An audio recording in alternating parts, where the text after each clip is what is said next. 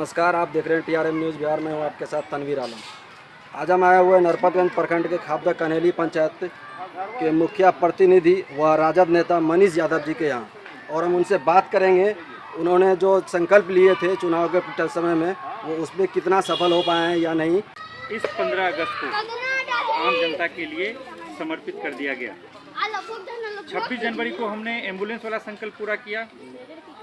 15 अगस्त को हमने पंचायत भवन का संकल्प पूरा किया, और हम आपको विश्वास दिलाते हैं कि अगले 15 अगस्त से पहले खाबदा कन्हेली पंचायत को एक चमचमाता अस्पताल मिलने जा रहा है।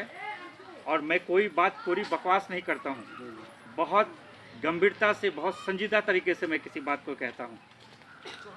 अपने ईश्वर तुल्य पिताजी भारतेंदु प्रसाद यादव जी खोखा बाबू के रूह को सुकून देने के लिए, उनकी आत्मा की शांति के लिए, और खाबदा पंचायत के लोगों को नरपतगंज और फारबिसगंज इमरजेंसी में भटकना ना पड़े, उसके लिए खाबदा पंचायत के अंदर एक अस्पताल हो।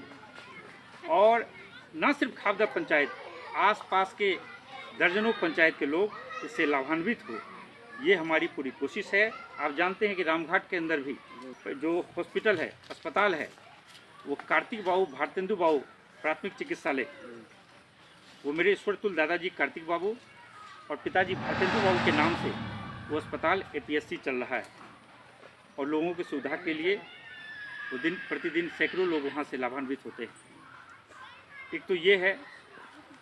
उसके अलावा हम ये नहीं कहते कि हमने इतने कम वक्त में कोई चमत्कार कर दिया।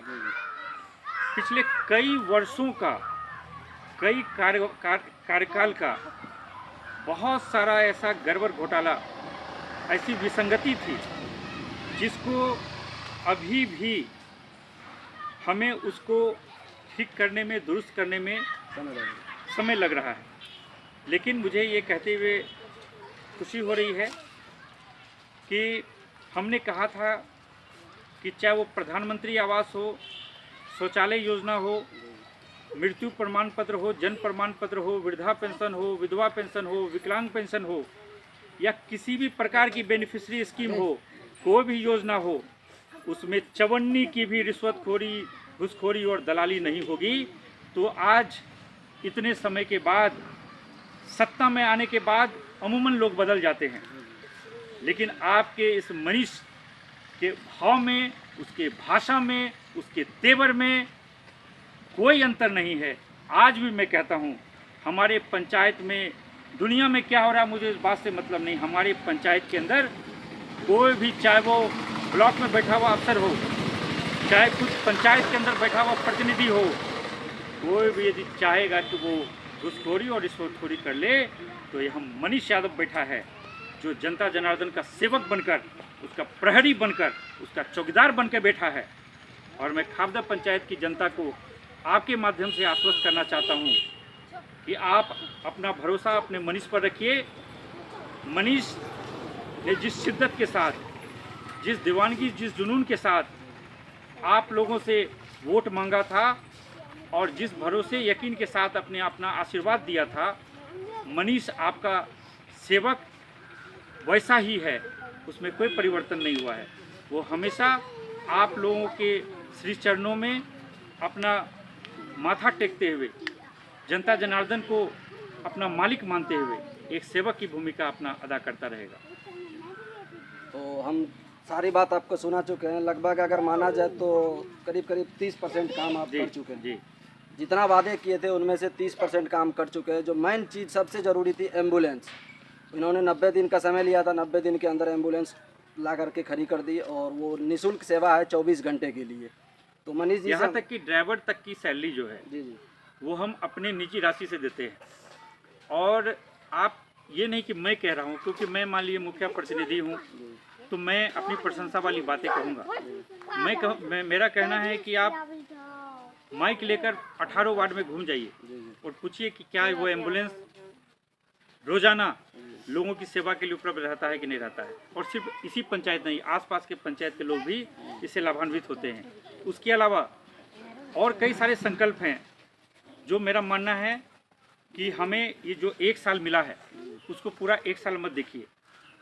जो हमारा सरकार का कामकाज होता है वो 31 मार्च के बाद यानी 1 अप्रैल से नया साल शुरू होता है। तो अप्रैल, मई, जून, जुलाई, अगस्त, सितंबर, अक्टूबर, ये 6-7 महीने ही हमें मिले हैं। ये 6-7 महीने के अंदर हमने बताया कि हमने एम्बुलेंस दिया समय पर, हमने पंचायत भवन दिया, हमने जो 12 नंबर वार्ड जहां महादलित बस्ती, जहां चुनाव से पहले 3 दिनों तक मैं अनिश्चितकालीन भूख हड़ताल पर बैठा था, जहां आज़ादी के 74-75 साल के बाद भी महादलित परिवार के सैकड़ों लोग घुटने भर कीचड़ में सराबोर होते थे, घर घर में कीचड़ लगा होता था, कोई देखने सुनने वाला नहीं था।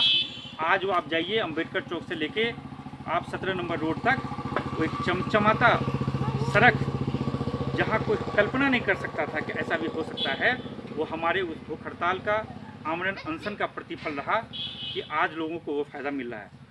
आप हमारे वार्ड नंबर 4 में चले जाइए, योगीपुर, जहाँ पर पिछले 6 वर्षों से स्थिति ये थी कि लोग पैदल निकलना दूभर हो जाता था, कमर भर, घुटने भर कीचड़, और लोग 4 चक्का तो छोड़िए, बाइक तो छोड़िए, पैदल नहीं चल पाते थे। वहाँ पर हमने, आज आप जाके सर्वे कर लीजिए, लोगों से पूछ लीजिए, तो वहाँ पर आज एक हमने, जबकि वो मुख्यमंत्री योजना से विधायक जी को बनाना था, लेकिन हमने तत्कालिक व्यवस्था करते हुए आज ऐसी सड़क बनाई है जहाँ 4 चक्का भी जा सकता है।